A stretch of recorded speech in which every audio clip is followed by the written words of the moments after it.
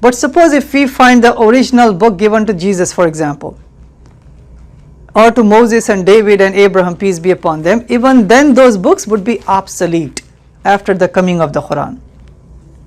For example, Brother Mason, suppose if you find a biology 1999 version edition, mint condition, nobody opened it, all plastic wrapped. Now, would you still go to that book or the 2019 edition? It is for that generation and that knowledge was limited that time. So based upon that, you will still go with the last one or the most current one. Assalamualaikum warahmatullahi wabarakatuh. Alhamdulillahilladzi arsala rasulahu bil huda wa dinil haqq liyuzhinahu ala dini kullihi wa kafa billahi syahida. Asyhadu an la ilaha illallah wahdahu la syarikalah wa asyhadu anna Muhammadan abduhu wa rasuluhu la nabiyya ba'dah. Berjumpa lagi dengan channel saya Mars Techno. Saya doakan semoga semua sahabat dalam keadaan sehat selalu. Pada video kali ini kami akan menampilkan lanjutan sesi diskusi seorang pemuda yang bernama Mason. Beliau berniat ingin menjadi muslim tetapi butuh mempelajari Islam lebih dalam, terutama penjelasan dari Dr. Sabeel Ahmed. Nah sahabat, mari kita saksikan bersama-sama videonya dan saya hanya sedikit mereaksinya. The Quran has never been corrupted, altered, edited, revised. There is only one version of the Quran all throughout the history. And that is the Quran given by God to Prophet Muhammad, peace be upon him. That is the Quran that people wrote down from that time to our time. And that is the one Quran that people memorize, like millions and millions of people. So I have a question. So the Quran wasn't invented, or I don't want to say invented, but available during the time of Noah? Yes, it was not. Okay, so it only came at the end when the last prophet, peace be upon him, Muhammad came, right? But the pieces that you say came, let's say, with Abraham, are these like actual, he could touch them, or is it he spoke about it and then people interpreted them and then wrote them down for him? Yeah, it can be one of the two. Revelation can either be God inspired a prophet, and that prophet now shared the revelation, and we are supposed to now implement the revelation. So the revelations given to the previous prophets, they were also guidance for that culture. They were culture specific, time specific, and they were geographical area limited. So, but then God gave the final book, and this book is for all of humanity, for all the nations and all the cultures. Then since no new prophet to come, because he is the last prophet, God is protecting the Quran, so it can be a guidance. So humanity will always have some guidance with them. Right? So for us, our guidance and our solutions for our problems, this is the final book that we should go towards. We should understand it, we should process it and implement it. Yeah, so again, when you look into the Old Testament and the New Testament, obviously we know that they have been changed, right, compared to the Quran. For the sake of research, a person can read it, but then again, sometimes there is so much in there and we would never know where is the truth, where is the falsehood. One way we can find out what may be coming from God, which is preserved in the Bible, is that if it aligns with what the Quran says. Yes. Like for example, the Quran says in chapter number 112 that say He is Allah one and only. So when Deuteronomy chapter 6 verse number 4 says that, "Hear, O Israel, the Lord our God is one," we can say that fine, that may be a possibility but not surety. It may be from God. But a different analogy I want to give to both of you, especially to Sandra, because you also want to do research in the Bible, is that we cannot take the Bible as a guidance because of the change. So suppose if somebody brings you, suppose if you left your door open in your home and you left out for 10 minutes out to do some walking, and then you came inside, in your dining table you found some food, correct? And it may be like some good food, I'm not sure, you eat biryani or let's say pizza, right? Let's say pizza. If you find that you know that that is pizza and you may be hungry, but then you may be suspicious now. You know, is there something in there? Am I supposed to eat it? Is it 100% healthy for me? So since there is a doubt in it, most likely you may not eat it, because who knows? Compared to, suppose if you got the pizza from Costco, frozen pizza, put it in the refrigerator, next day you make it and you eat it, now there's more surety that it's coming from a more authentic source, correct? So that's kind of the loose analogy between an unknown source compared to a surety, authentic, credible source. So that may be the reason your husband may be kind of cautious. You reading, a source which may somehow, it may alter your way of thinking, it may dilute your, firmness of faith. Yeah, you were saying something. No, yes. I was just, I feel like when, if you were to read it, it could be, I think, one of two ways. One, it could, you could really find the peace that you're looking for with, like, understanding, when you came from your roots. But at the same time, there's that possibility that it could, if you feel peace now in your faith, then, you don't want to, like, kind of stir the pot up and, like, you know what I mean? So it's like, it's like it's a chance that you're taking, but, I don't know, that's tough. I have to do it with caution. I understand that. But there is enough material in Islam, by the way. I mean, so Qur'an is the first and the most important source. It's the primary source. And then next, right after the Qur'an would be the example of Prophet Muhammad, peace be upon him, how he implemented the Qur'an, how he used to practice the Qur'an, how he did the interpretation of the Qur'an.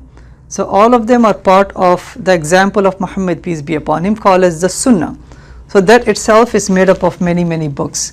So if you think that, fine, I have exhausted the Qur'an, even though nobody can exhaust because it's like a wealth of knowledge in there, then we also have the Sunnah, or the example of Muhammad, peace be upon him. That also you can start reading more and more. After that, then you have the wonderful examples of the immediate followers, called as the companions, the Sahaba of Prophet Muhammad, peace be upon him, the very first generation of people. A really humongous, impactful way. How did they practice Islam? How did they peacefully change the society? So we have their biographies too, but like a third line of, like a set of books to read. Then there are so many books about the history of Islam, about the contemporary Muslim world. And many Muslim scholars, they wrote many books about Islam, many wonderful topics. So there's a wealth of knowledge to receive guidance and to strengthen our faith. And for that reason, we don't have to look anything outside of this wealth of knowledge. And maybe for that reason, your husband may be cautious. Yeah. Correct? Is there an ayah where it says that we have to believe in the books of Allah? When he says books, what does it mean, books then? The Torah and the Injil? Because he does say that in the Quran too. Doesn't he? Yes. Where it's the Torah, we gave the prophets the Torah, the Injil, and to me, I mean, I wouldn't really like reading past, the red letters, because I think that's where I got confused in mine. But just kind of the Torah and the Injil, is it something where I Sure. be a well-rounded person? Okay, so there is a passage and many passages in the Quran. One of them is in chapter 2 of the Quran, verse number 285 to be exact. And the translation is that believing in Allah and the angels and the books and the prophets and whatnot, right? So one of the beliefs that we have, one of the 6 beliefs that we have as a Muslim, is to believe in the books that God has revealed for humanity. But believing in those books means that we believe that at one time God gave those books to those prophets and messengers. Belief does not mean that we now read the diluted version of the books that came down to us. So I believe that my great-grandfather, he came from Makkah in Saudi Arabia. He moved from Makkah to India. I believe in that, right? But belief does not mean that I have to now follow the same migration that he did. So it's a fact of history. So in the same way, when God says to believe in the books, does not mean now we need to open and read those books.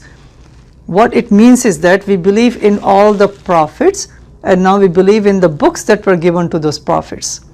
So it's a belief. The books in their original form. Yeah, in this original form. We don't have those. Yeah. Since we don't have that, now the last book that God has given for humanity's guidance is the Qur'an.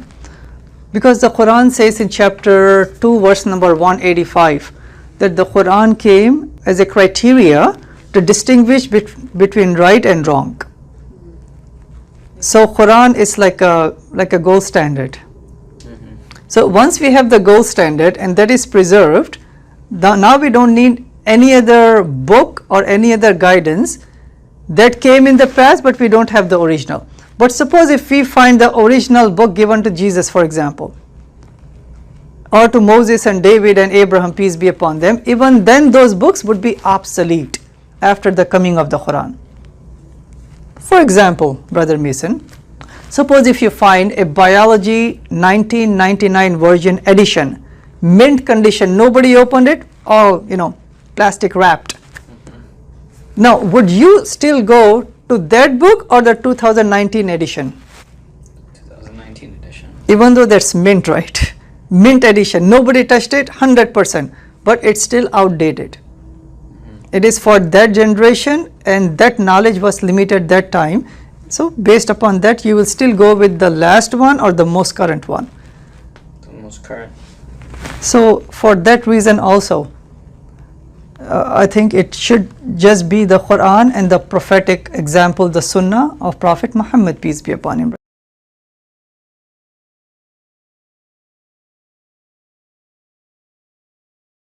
Masya Allah, sebuah sesi tanya jawab dan diskusi yang sangat interaktif. Penjelasan dari Dr. Sabeel Ahmed tentang kemurnian dari kitab suci Al-Qur'an. Sejak diturunkannya sampai hari ini tetap murni, tidak pernah dikorupsi, diedit, ataupun direvisi. Hanya ada satu Al-Qur'an sepanjang masa. Dan amazingnya ada banyak jutaan orang yang hafal Al-Qur'an di luar kepala. Satu pertanyaan menarik dari pemuda ini, apakah Al-Qur'an belum ada pada zaman Nabi Nuh? Jika memang belum ada, dari mana kisah-kisah Nabi sebelum Nabi Muhammad ini yang terdapat dalam Al-Qur'an? Apakah dari cerita orang-orang lalu sampai kepada Nabi Muhammad ataukah wahyu dari Tuhan Allah Subhanahu wa Ta'ala? Nabi Muhammad mengetahui semua kisah-kisah para nabi terdahulu adalah dari wahyu Allah yang disampaikan lewat malaikat Jibril. Jadi sebagai kitab petunjuk bagi umat manusia yang terakhir, seharusnya kitab inilah yang kita tuju, kita fahami dan kita amalkan. Karena Al-Qur'an sendiri Allah yang menurunkannya dan Allah lah yang akan menjaganya. Begitu janji Allah dalam Al-Qur'an. Untuk itu kita harus memastikan mempelajari dari sumber yang terpercaya dan terjaga keasliannya, yaitu Al-Qur'anul Karim. Nah sahabat, mungkin itu saja sedikit komentar dari saya. Sekian, wabillahi taufiq wal hidayah. Wassalamualaikum warahmatullahi wabarakatuh.